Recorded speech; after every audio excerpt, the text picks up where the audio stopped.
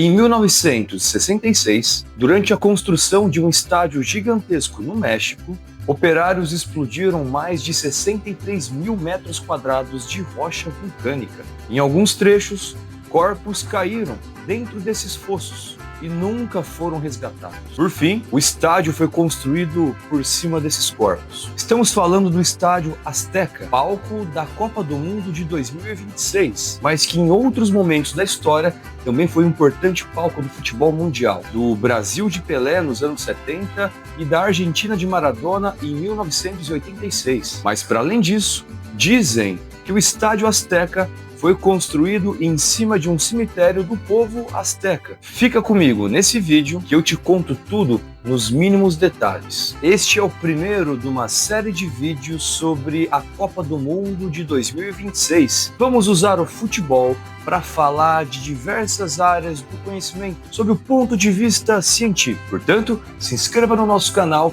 e acompanhe o nosso trabalho.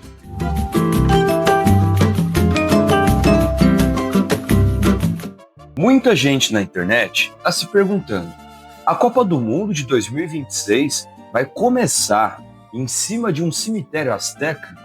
Isso é um título sedutor, mas a ciência tem uma resposta irritantemente mais fascinante do que esse mito. Vamos lá, o Estádio Azteca fica no bairro de Santa Úrsula Coapa, ao sul da cidade do México, e o subsolo de lá não guarda ossos de guerreiros aztecas, ele guarda a memória de uma catástrofe. Por volta do ano 300 depois de Cristo, o vulcão Chitli entrou em erupção.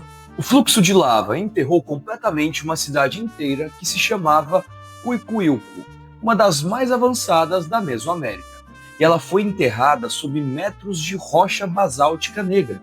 Essa rocha, chamada também de pedregal, é o que existe hoje por baixo do gramado do Estádio Azteca. Quando os engenheiros chegaram nos anos de 1960, eles não encontraram tumbas aztecas, encontraram pedra, muita pedra, rocha. Tiveram que detonar mais de 63 mil metros quadrados desse basalto e remover cerca de 180 milhões de quilos de rocha.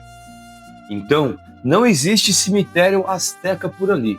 O que existe é algo muito mais antigo, o rastro silencioso de um vulcão que apagou uma civilização inteira e pavimentou o caminho para o surgimento de Teotihuacan. Mas a ausência de ossos aztecas não matou o misticismo. A imaginação popular preencheu o vazio com uma lenda perturbadora. Dizem que durante a construção do estádio, entre 62 e 66, vários operários foram enterrados vivos dentro das colunas de sustentação. Um pacto sombrio com o Charro Negro, a figura do diabo no folclore mexicano, que exigiria vidas humanas em troca da estabilidade eterna do edifício. Isso é macabro e não é totalmente inventado. A história só foi contada de um jeito incorreto. A prática de sacrificar pessoas nas fundações de grandes construções é real e documentada não apenas na civilização azteca, mas em várias outras civilizações antigas. Mas no contexto do Azteca, o que aconteceu foi mais prosaico e, de certa forma, uma tragédia. Foram acidentes de trabalho. E uma obra dessa escala, brutalista, monumental, com explosões diárias, trabalhadores morreram. Alguns caíram em fossos de concreto fluido, que não podiam ser interrompidos. O corpo ficou, e o concreto fechou por cima desses corpos. Essa lenda dos emparedados, no fundo, é a memória coletiva de homens que sofreram com um acidente de trabalho e foram esquecidos dentro da própria obra que construíram. Mas houve há muito tempo atrás um jogo de bola de uma religião que antecedeu em muitos anos o futebol. E chegamos numa parte que vai então conectar tudo.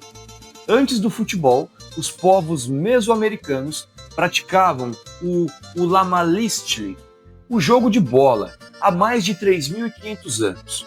Ele era jogado com uma bola de borracha vulcanizada, muito pesada, que os atletas chamados de píseles rebatiam com o quadril, o antebraço ou bastões. Mas olha só, não era só um esporte, era também cosmologia. A bola representava o Sol, e o seu movimento parabólico simulava a trajetória do astro cruzando o céu ou mergulhando no inframundo. Se a bola caísse no chão, era um presságio de caos, a ordem do universo se rompendo. E sim, havia sacrifício, mas aqui está o ponto que a maioria erra. Quem era sacrificado não era o perdedor do jogo, era um perdedor pré-determinado, um prisioneiro de guerra, um representante de uma espécie de facção inimiga, já derrotada politicamente. E ele não era sacrificado porque perdeu, ele foi forçado a jogar porque já ia morrer. O jogo era o ritual de encenação dessa morte. E qual era o método? Decapitação. Em representações em sítios como El Tajín e Chichén Itzá, 7 serpentes de sangue brotam do pescoço decepado do atleta, uma referência à divindade da fertilidade. A decapitação do jogador espelhava estruturalmente a colheita do milho, destruição necessária para que a vida se renove.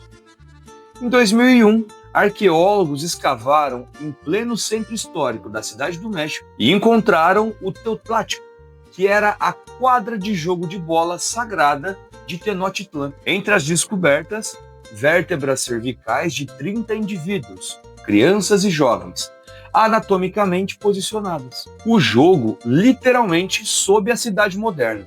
O arquiteto Pedro Ramírez Vázquez projetou o Azteca no estilo brutalista, concreto armado exposto, cru, monumental. O mesmo arquiteto que criou o Museu Nacional de Antropologia e a nova Basílica de Guadalupe. Tem um detalhe que parece acidental, mas não é. O gramado do Azteca, ele fica 9,5 metros abaixo do nível da rua. Você desce para entrar no campo. Essa sensação espacial de descer, sair da luz do dia para um fosso de concreto envolto de ruído humano, replica exatamente a experiência das antigas quadras de jogo de bola mesoamericanas, que também eram estruturas rebaixadas, concebidas como portais para o inframundo. O nome Azteca veio de um concurso público. Ganhou um cidadão chamado Antônio Vázquez Torres, que, como prêmio, recebeu direito a 2 assentos cativos por 99 anos. Na entrada do estádio, a escultura negra de Alexander Calder, El Sol Rojo, completa o arco simbólico, um sol moderno, vigiando a arena onde os deuses do esporte moderno são julgados. E a história chega agora para o seu desfecho. Em 1970, Pelé ergueu a taça no Azteca. A lendária seleção brasileira de 1970 conquistava então a taça Jules Rimet no tricampeonato da seleção canarinha. Em 1986, Maradona entrou em campo contra a Inglaterra e em 2 lances lendários que o mundo inteiro conhece, virou um deus e um farsante ao mesmo tempo, com a mão de Deus e o gol do século. O estádio guarda um memorial no arco onde esse gol foi marcado, uma oferenda permanente, como se fosse um altar, porque é isso que o Azteca é. O futebol não aboliu o sacrifício ritual mesoamericano, ele o transmutou. O sangue virou suor, a decapitação virou eliminação, o pisil virou Messi, Mbappé, Vinícius Júnior, e o sacrifício continua, só mudou de linguagem. A multidão ainda se reúne aos milhares para decidir, em um campo rebaixado de pedra, o destino dos deuses, e nesse caso, os deuses do futebol. Mas então vamos voltar à pergunta original. O Azteca foi construído sobre um cemitério azteca? Não. Ele foi construído sobre lava, sobre o esqueleto de uma cidade inteira que um vulcão apagou do mapa há cerca de 1.700 anos.